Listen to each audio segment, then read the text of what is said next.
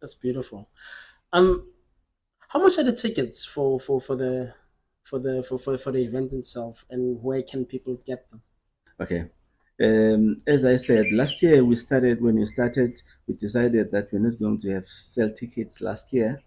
And this year, we also decided that we're not going to sell tickets. It's going to be a free event because we're trying to build this event. Hence, we'd like the community of Mbombela and in the province to be part of the event. If I can tell you, the tennis is very big globally.